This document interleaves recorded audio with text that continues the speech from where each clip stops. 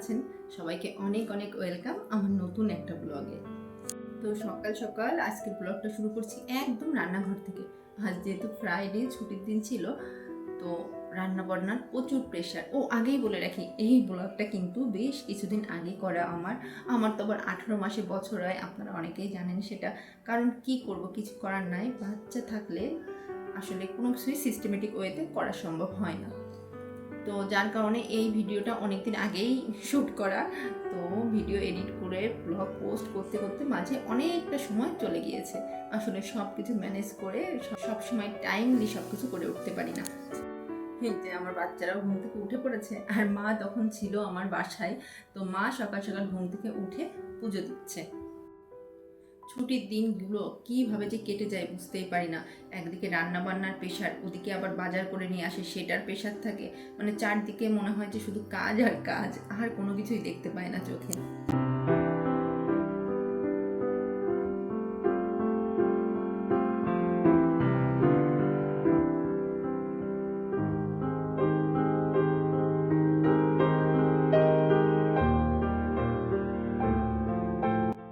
রান্নার মধ্যে আমার সবচেয়ে কঠিন পার্ট লাগে এই সবজি কাটা।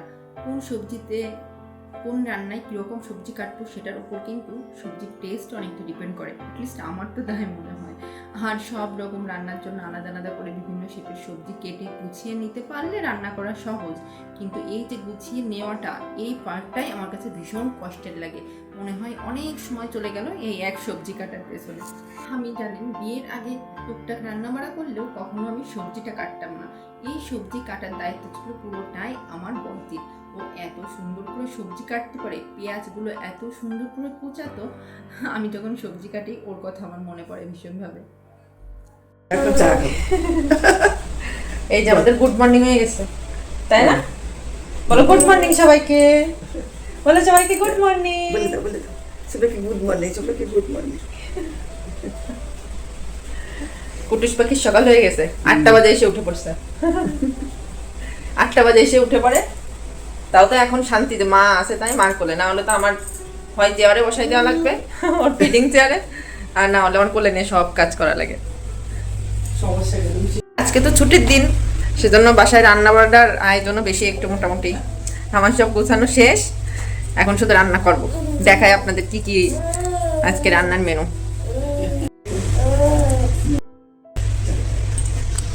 যে সকালে হবে খিচুড়ি, সবজি দিয়ে আর কি, সবজি দিয়ে খিচুড়ি হবে। আর দুপুরে হবে এই যে কচুর মুখি দিয়ে আর মাছের মাথা দিয়ে, আর দেশি মুরগির পাতলা ঝোল হবে।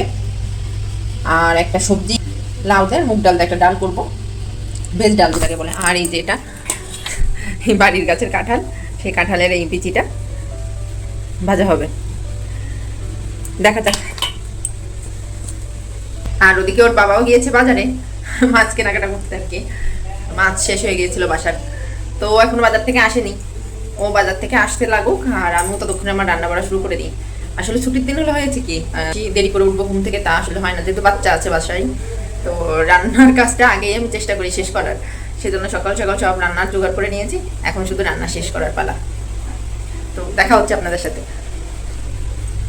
ওদিকে আমাকে যে আপা হেল্প করে কাজে, উনিও চলে এসেছেন। উনি থালা বাসনগুলো মেজে দিচ্ছে, আর এর ফাঁকে আমি সকালে রান্নাটাও করে ফেলেছি।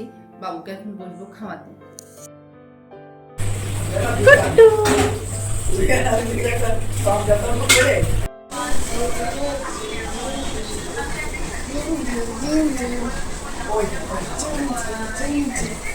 আবার আসো, আবার আসো, ওই ঘরে যাও, ওই ঘরে যা, আসো। হ্যাঁ হ্যাঁ যাও।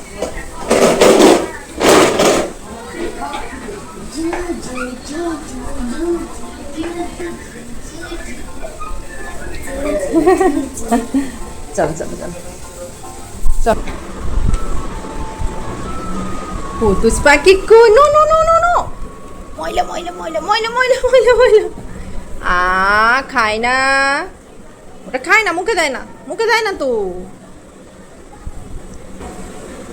দুষ্টু পাখি, রেখে দাও, রেখে দাও, এটা রেখে দাও। Thank you. পড়ে গেল, পড়ে গেল।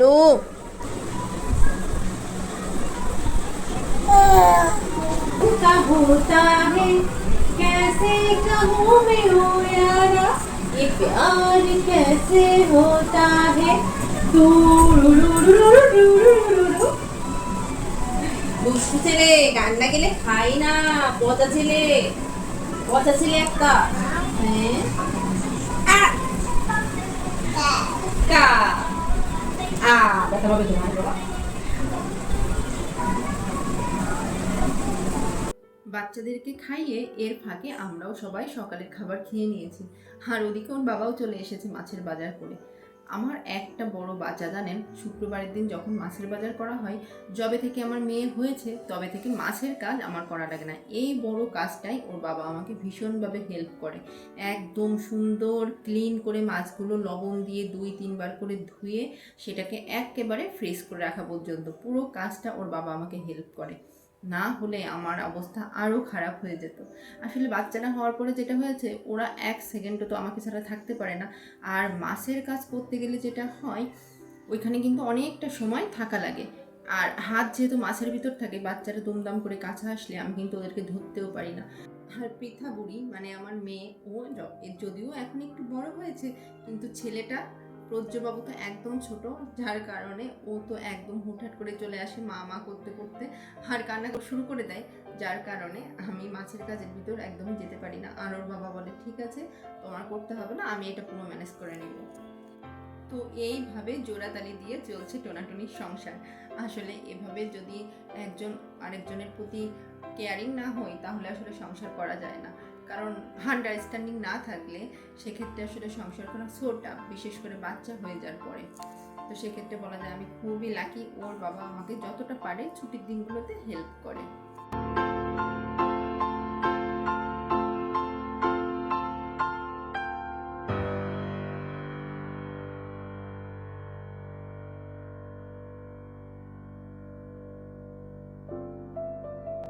এই দেশি মুরগিটা ওর বাবা এনেছিল আমাদের বাড়ি থেকে।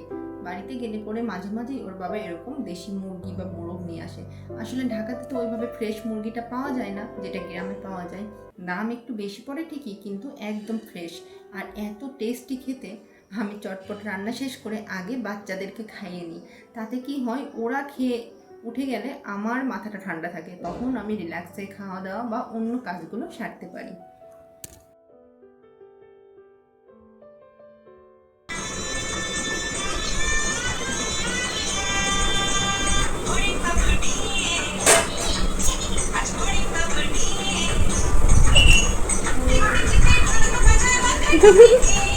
আর একজন দেখো খুশিতে আসতেছে, দিদি নাচ করতেছে।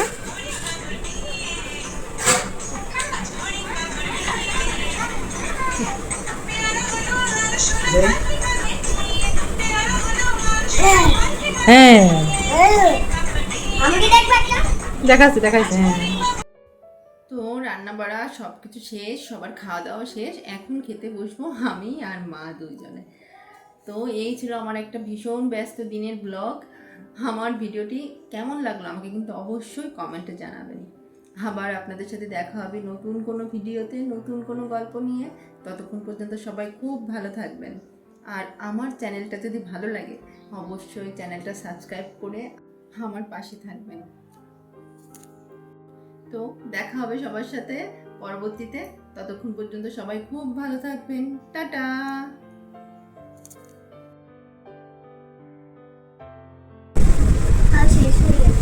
শেষ হয়ে গেছে। এই যে আরেকজন। এটা কি তোর বেবি? হ্যাঁ।